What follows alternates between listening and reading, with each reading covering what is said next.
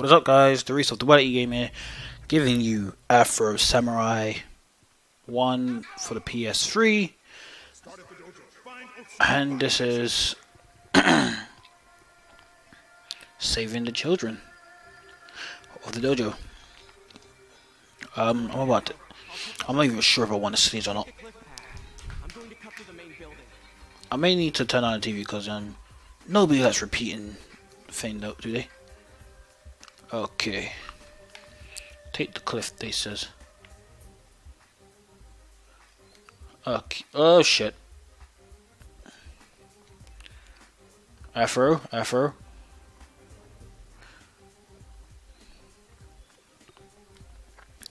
There you.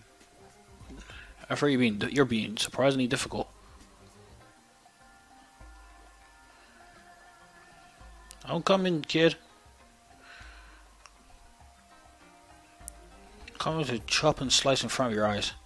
You know, does not scar you for the rest of your life or anything. I'm pretty sure this scars a kid. I mean, like, if I was a kid and someone's got sliced in front of me like this, you know, just for my protection, I'd feel like the responsibility is half mine. Like, even though I didn't do the killing, the person who's doing the killing is doing it on my behalf. I don't know, I am just full of morals like that. I tend to like games with moral choices, like games that give you good or bad choices, or like, you know, basically moral questions in games, because that's actually quite entertaining. You get to see how the director of the game play out how your characters should react to situations, like how Infamous, well, you got the good and the bad. What else? What other games can I think of that has that system? Yeah, you have Fallout, where you have the karma system. Can't think of any at the top of my head. I've played a lot. But in this game's case, this is just following the story. Doesn't really do anything different. Just following the source material.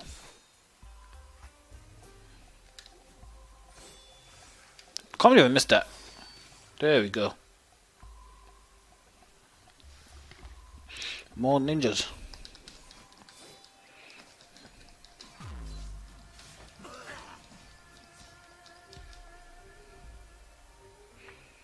You know, there's actually, I'm gonna be straight, there is not much to talk about in terms of this game, because, well, I haven't played it in a while, and, you know, I don't really, and if I go in depth, I might spoil it for those of you who hasn't watched it, even though, you know, there are ways of you watching it. And for those of you who play the games as well, you already know what is going to happen.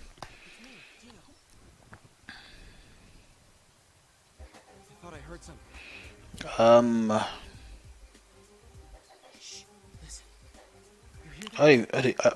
even know. What? I don't know. Like, don't know what subject to talk about at the moment. I could start by saying, I don't know, I hope you're enjoying the series that me and Matt is bringing out to you guys, such as the Ratchet and Clank series. He's doing the Future trilogy. I'm doing the original, the PS2 versions, or not all of them PS2 versions, because finding Ratchet and Clank 2 on PS2 is a mission in itself. Hope you're enjoying Resident Evil Revelations, as I am enjoying playing the game. When it comes to like time to recording for that, I really like enjoy it. Fucking dogs. always yapping when I'm recording.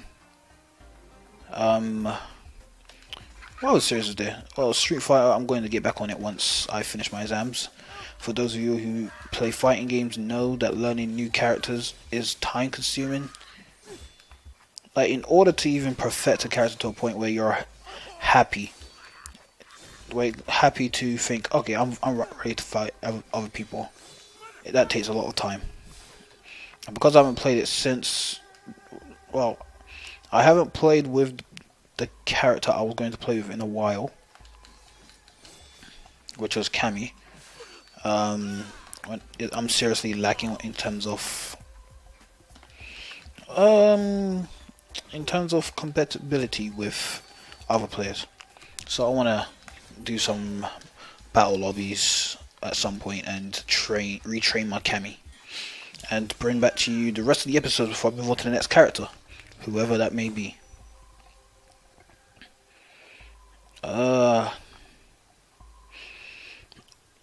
I don't know if I should make this announcement yet, because I'm not so sure myself, but as well as doing these series, I'm still thinking of, well, not thinking, but finalizing what games should be for Hidden Gems 4. For those of you who have seen the previous 3 Hidden Gems in the series, the first one was a Dragon Ball Z game.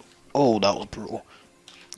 Anyway, first one was a Dragon Ball Z game on, well, it wasn't a game, it wasn't an official release game by Bandai. It was actually a fan-made game, a Mugen, if you want to be into the nitty-gritty specifics. A Mugen's basically a fighting engine which you can use to design your own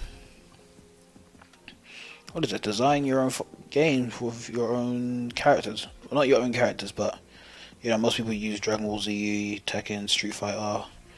You know, basically generic fighting characters with like engines that does like amazing combos and shit. Second episode was the Sonic Advance trilogy. That is self-explanatory. For those of you who had a GBA around 2002 to 2004, and you know, I'm not gonna say it was a must-play back then, but it was something very common around my area, that there was a lot of people who had Sonic Advance. When I first played the Sonic Advance series, I played 2 first. Oh wait, oh yeah, the music's kicking in. When the music kicks in, you're just going for some mass slaughtering. Anyway, the Sonic Advance series around my area was what's the word? It was, I want to say, mass produced. That was killer. I keep losing train of thought because I'm just impressing myself with these combos that I'm doing. Because the music just gets me bumping. It just gets me bumping, and just, you know, I do some next combos. I'm like, what the fucking balls is this? Look, I just sliced that guy in half, and it was so brutal that it cut the camera. I was talking about Sonic Advance, wasn't I? Sonic Advance series. When I first got the first game, I traded it for Super Mario Bros. 2, which was a remake of the NES Classic, or a Super NES thing, Super Mario World and Super Mario Brothers. I can't remember the pipe thing called, but yeah, I swapped that for the original Sonic Advance. Never regretted it at the time, but as years goes on, I deeply regret it, because pricing wise and shit, and I lost the original Sonic game. Like, if I didn't lose the original Sonic game, and if I had the first DS, like if I still had the first DS or the DS Lite, inevitably both mine's and my sister's DS Lite broke. So basically, I'll be playing it until it broke. Well, until the DS broke. Then I don't know what to do next, because with emulators nowadays, you can probably just emulate them. And you know, a lot of people do love the series, and I'm hoping Sega notice that the series has been deeply loved, and they, you know, pull their finger out their assholes and make it. Put it on the eShop, put it on Steam if you have to. Smart move, my friend. Smart move. Now, which way to go? But yeah, I'm just hoping that Sega pulls their finger out their asses and just goes straight into it. Put it on Steam, eShop, whatever. You know, just, and at a reasonable price. I haven't really played much of 3. I've only played 1 and 2, so if you did watch the Hidden Gems, I couldn't really explain 3 as much as I could as 1 and 2. And number 3 of the Hidden Gem series was Dragon Ball Advance. It is a game I actually love because I love the Dragon Ball series. I'm not particularly a great fan of C. I still like C and GT, but I prefer story over characters. If the story is compelling, like if the story is enough to bring me in, going I want more episodes, then you know what, you have yourself a great TV show, anime, manga, basically anything that got me going to more episodes, or wishing, oh, I wish I didn't catch up, kind of like feeling. I'm pretty sure you all can connect with me on that one. I'm pretty sure that you have that one TV show, that one manga, anime, comic book, game that you playing, like, you know, I want to play more. Like, it happened to me a few times actually. Like Afro Samurai. When I first watched it, I was like, I need to watch more.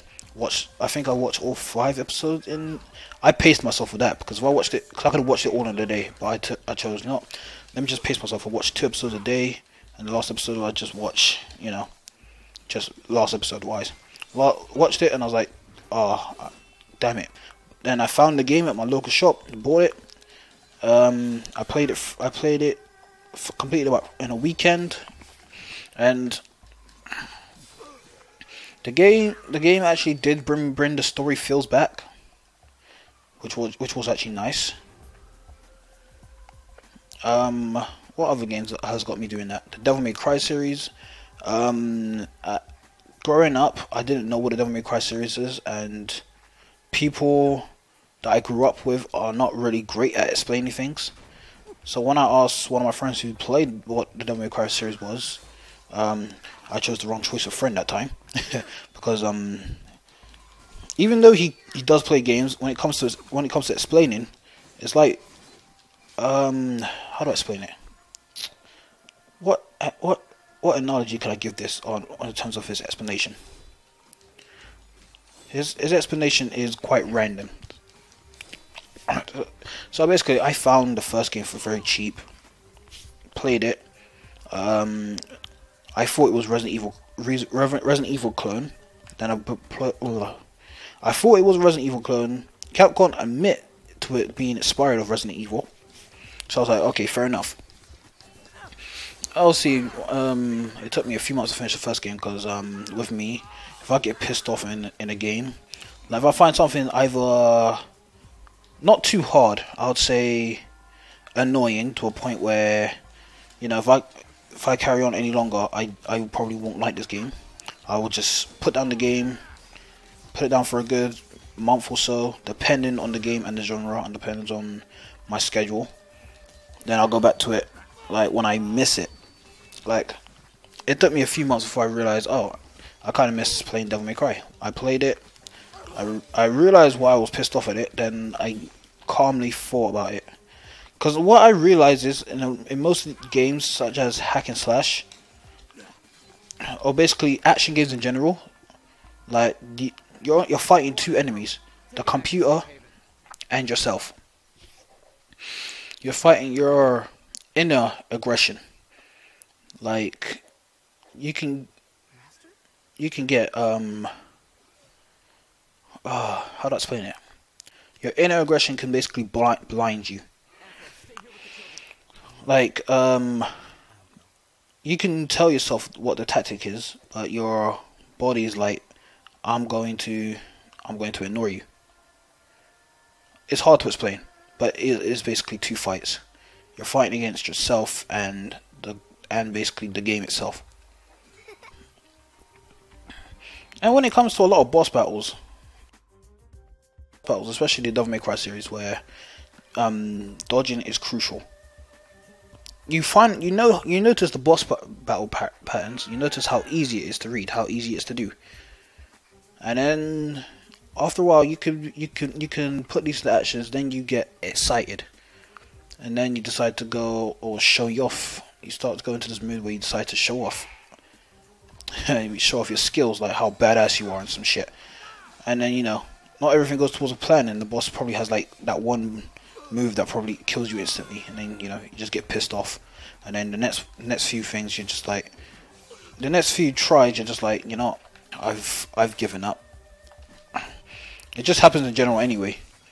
Like you can be so close to the end, and if something just like pushes you way back, you know, the lack of motivation won't be there anymore. This is some next random deep topic I'm talking about. This should be like a separate video. Am I missing any crows? Well done, Dries. I know I could make that jump.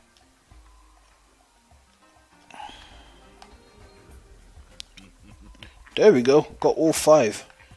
Now what you see there is an image of Afro Samurai's dad, which I think his name is also called Afro Samurai. You know, I can admit my naming mechanics are terrible. Like when it comes to games where you have to name your own character, I struggle. I'll either use my own name or I'll just make up a name. Not even make up a name. I'll use a fucking name I liked from a previous like media I've found. Like often I will make a white-headed character. I'll call him Shura because it's so much easier. And for those of you who don't know what Shura means in Japanese, that means white. Like I'm not good with naming. I'm not good with naming names.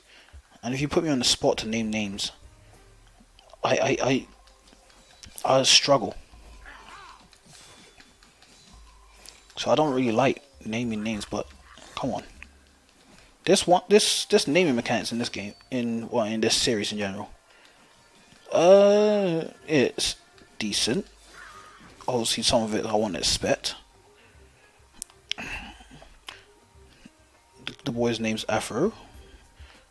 His father, I don't think he got a name because he died. What, stage 1 of the whole thing. Then you have his friend Gino. That's an interesting name, Gino.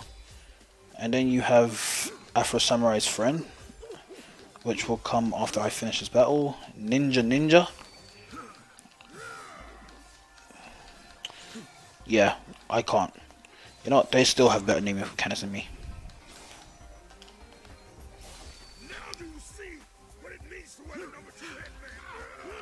Yeah. Everyone's chasing after you. It's like a fucking Royal Rumble.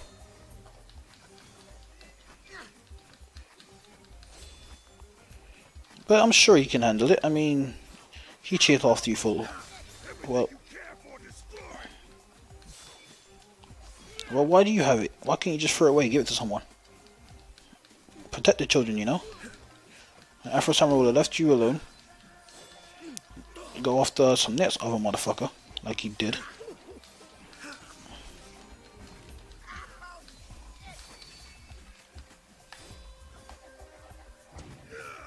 Level up.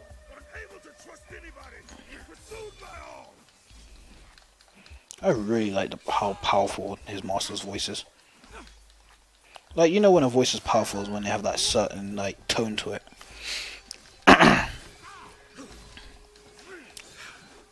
Like you can like he has a very powerful voice, and he really has powerful feelings for Afro.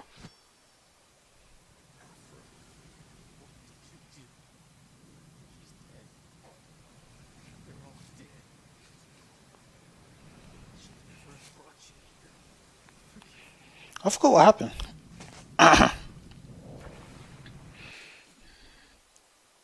Yeah, he has I wouldn't call it a sister complex. He really loved his sister. Really did. And then, you know, basically the headband day. The day of the headband. I've given him Afro! This is the world you have made. Is it everything you hoped it would be? It's the fact that the master actually puts it on and goes, you know, let's have a battle. You are on the path to godhood. I buried it here at your father's grave. The only place you respect enough to leave undisturbed.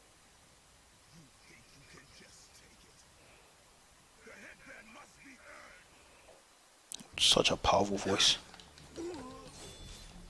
He left it here in your father's grave, the place you'll leave undisturbed.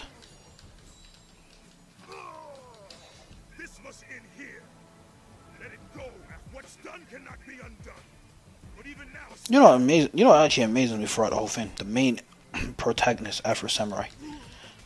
I think he has like a few lines in that whole series.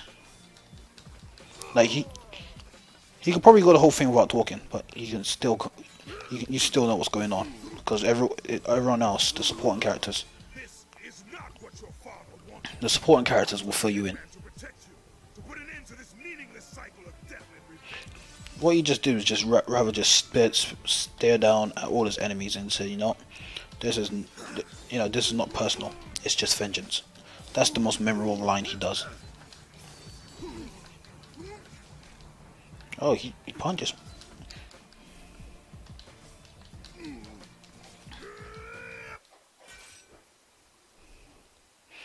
Ultimately, he gets killed.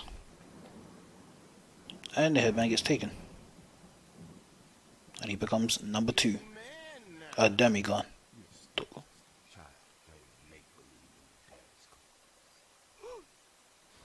beat him. Please. He let you win. Walk away, Afro. He sacrificed himself to show you what it means to be true. But you ain't alone. So his master went. Put it on, fool. Time to go. So his master decided to do this so he can, teach Afro a lesson, a lifelong lesson. That the path to godlyhood is not an easy one. Oh yeah, this is the image that constantly shocks Afro. Of his head being sliced off by his opponent, Justice. That's another naming mechanic. The main antagonist is Justice.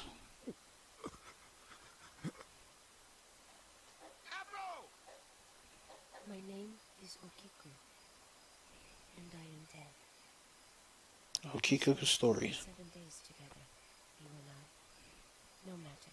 In dreams, 7 days can be an eternity. No, you sleep through the night. I understand. You were Do I unconscious do for some 3 of days. this? I kept you sedated as I sifted through your memories. Your injuries were severe. I didn't expect For those of you who to actually survive, follow the anime, but I had you'll understand why he's there. On the For those of you who fourth haven't, night I woke, followed me into the valley. I'm not even sure episode 1 actually covers this. I'll fill in the gaps quickly. Basically, Afro Samurai is in the future. I'm gonna say sort of probably the 3rd time or 4th, whatever time. Anyway, Afro Samurai is in a futuristic world where swords or guns are alike. He came up against a guy. Guy used a rocket launcher and he decides to cut the missile in half.